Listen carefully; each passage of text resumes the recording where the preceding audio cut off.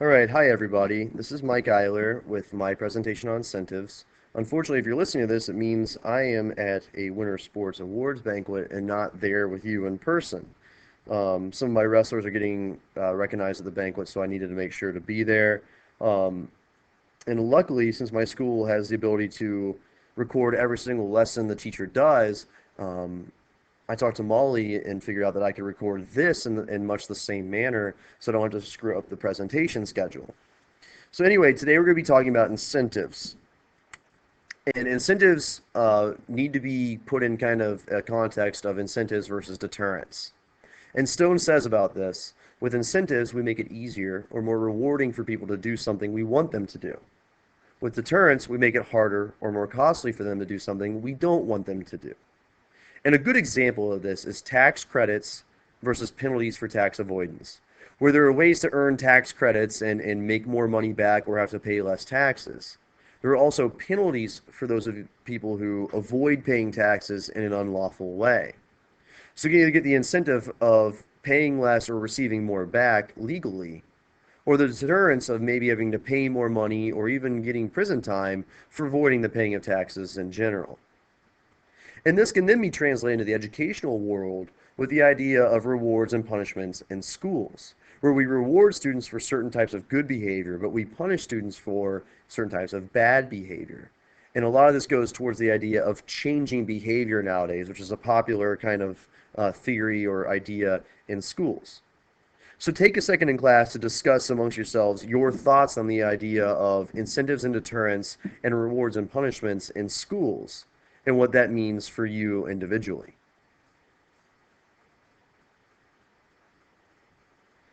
It should also be noted that Stone goes on to say that in most areas, policy relies on a combination of rewards and penalties. Rewards as long as you cooperate, and penalties as soon as you don't. And I'm sure in the discussion about incentives and deterrence and rewards and punishment, we kind of came to the realization that rewards and punishments in schools need to be balanced. It's hard to have a student body create or control of a student body when all of the results of good behavior are only rewards or you only have punishments. There has to be a balance between the two. So then we kind of get into this idea of what are incentives. And incentives, according to Stone, are one possible response to commons problems. And they occur when private interests and the public interest diverge, or when individuals benefit from doing something that harms the community. And Stone says that incentives alter the consequences of individual actions so that what is good for the community is also good for the individual. So once again, we're trying to change the behavior so that no matter what, it's for the good of the community and the individual. And she goes on to say that there are three parts to the incentive system. The first part is the giver, or the person who doles out the incentive. The second part is the receiver, or the target, or the person who receives or gets that incentive.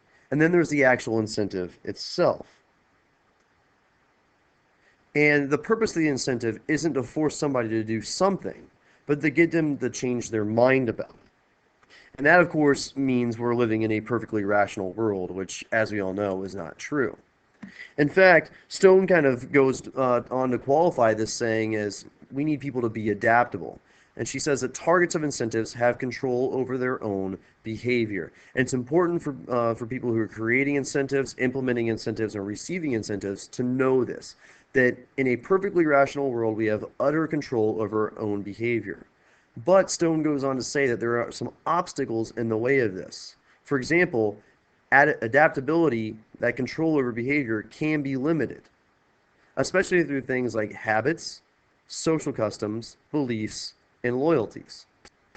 This is really obvious in the school setting because if you think about loyalties and kind of the way those work, if you try to get one friend to tell on another friend, especially if punishments are on the table, it's probably not going to happen. There's that kind of idea of students not wanting to be a snitch. Now, the incentive is you're bettering your community and bettering, your quality of education. But the limitation is that there's a loyalty there. So take a second to pause the video and discuss amongst yourselves what are some other ways that we limit adaptability in the school setting. A big part of the theory of incentives is that there are unitary actors. And Stone says that this means not that the actor is necessarily an individual, but that it is an entity capable of rational behavior. And that the receiver must be capable of making a unified calculation and taking a single course of action.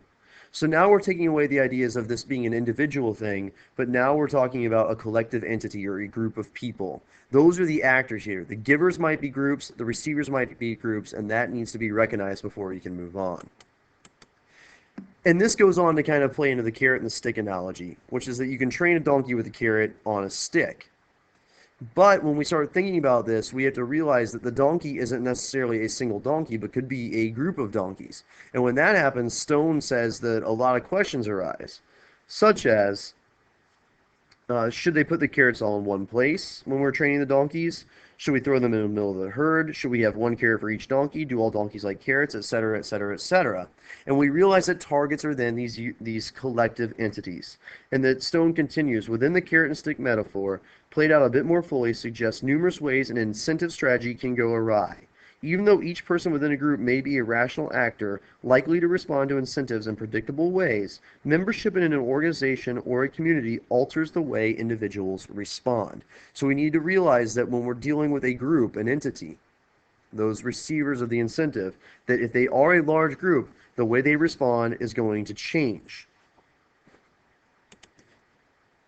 And within that change, we need to realize that what Stone says, that the school principal who disciplines students with penalties may well have to negotiate with teachers who have different educational philosophies before she can impose those penalties, is a major deal.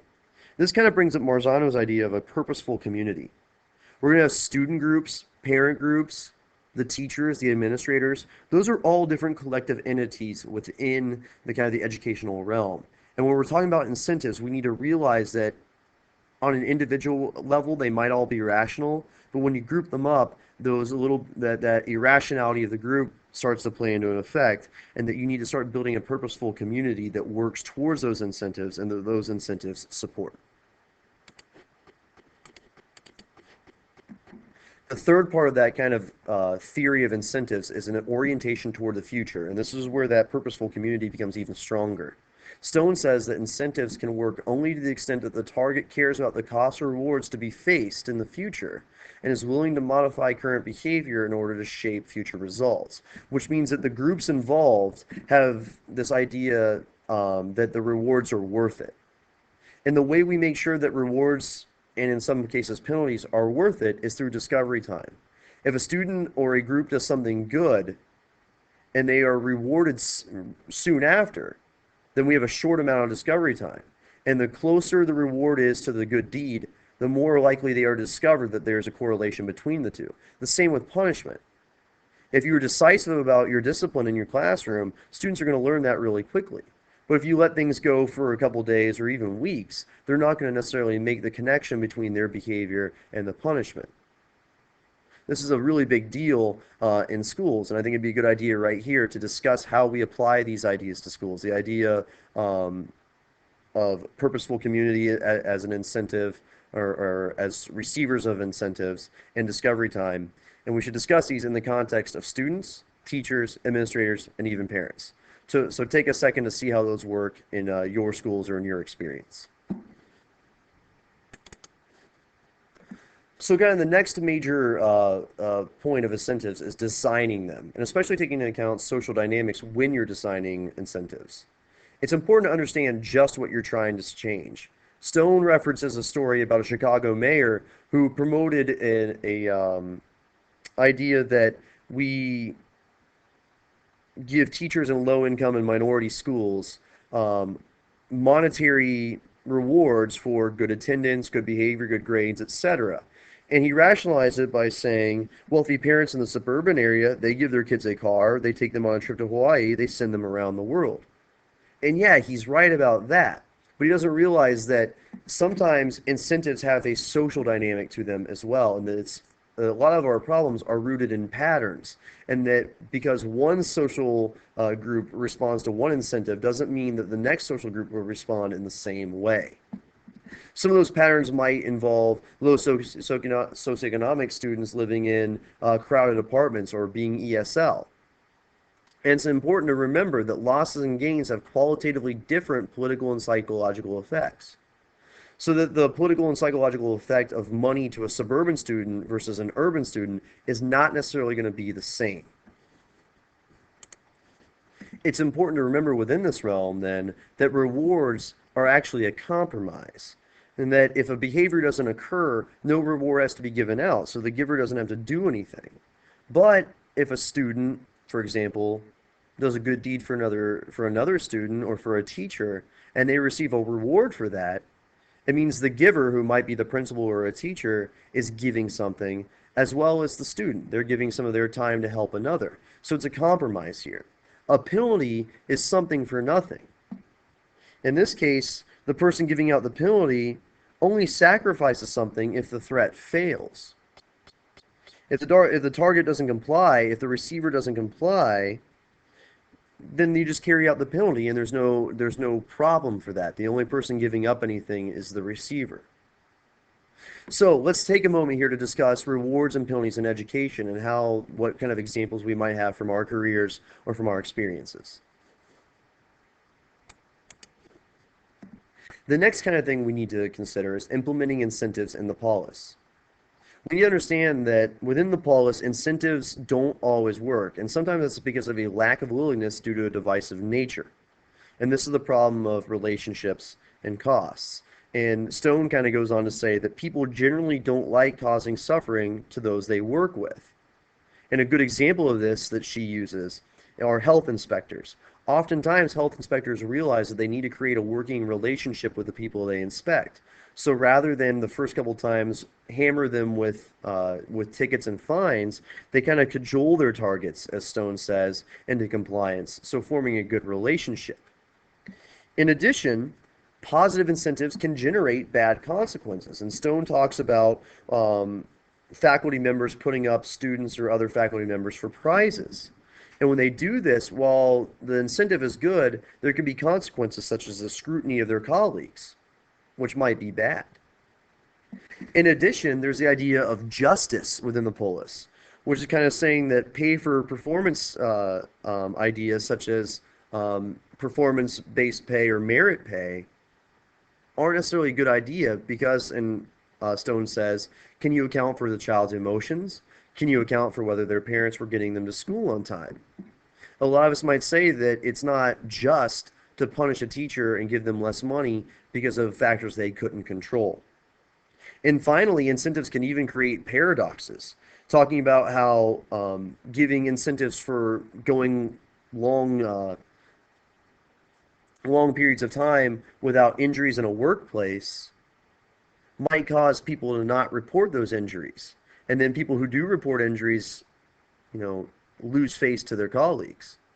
So there is the paradox that there's an incentive, but there's also rules still being broken. Moving on from that, some incentives and some punishments are too drastic. And a big example that Stone uses are the 3 strikes rules in California. Early on, she says, some judges refused to implement the mandatory sentences, but eventually the Supreme Court upheld these laws. And even still, it's kind of asking yourselves, is stealing a couple golf clubs worth 25 years in prison? Then there's the poorly designed incentives, where if somebody screws up, they lose a subsidy, which not only hurts them, but also hurts the population around them. And we also need to take into account the gap between the designers and the targets. Sometimes this is very large. And Stone says, whatever the actual reward or penalty in a material sense, the target might give it different meaning than the giver. Remember high school, where the most unruly students were also the ones who considered punishment an emblem of prestige. So take a second to discuss in class what issues you've seen with givers and targets, and what happens when incentives or penalties are brought into play. The final section of the chapter on incentives deals with incentives in democracy, and it's much more straightforward than the other stuff. Essentially, when we're talking about using incentives in a democracy, Stone sums it up like this. They should be non-coercive, but that's usually not the case. Sometimes they're hard to turn down, or their build is democratic but are intended to affect the target's autonomy or motivations, or they're degrading and demeaning, or they devalue motivation, such as in the case of monetary incentives. And she goes on to say, if incentives become the dominant way of influencing citizens' decisions, they can unwittingly undermine civic spirit. Daniel Pink might also agree with this by saying that, it's not always monetary incentives that get people to do something for each other. Sometimes it's kind of an inherent incentive. And before we move on, I'd like to draw your attention to the diagrams on pages 283 and 287 about incentives in the polis and incentives and democracy. In this case, they kind of compare them to the rationality model and the polis model in the polis diagram, and market model in the polis model and the democracy diagram. And this essentially gives you a perfect world versus a real world scenario. So in this case, it's a good way to look through these and kind of be a cheat sheet for what we've gone through, where they say, in a perfectly rational world, this may happen, but in the real world, it's more likely that this will happen. And in the end, we need to wonder how incentives work as social systems. We need to look at their impact on autonomy and spirit. We need to recognize that incentives are an instrument of power. We need to look at their meaning. And we need to be careful because they could put self-interest ahead of everything else. So really, once again, kind of going back to the beginning of the chapter, it's important to realize that incentives and punishments, incentives and deterrents, as Stone calls them, are really a balancing act. And in some cases, they can impact autonomy and spirit. They can become instruments of power. They can have bad symbolic meanings depending on how you kind of use them. So that's the end of the presentation so far. Hopefully this led to some good discussion, and I'll see you guys next week.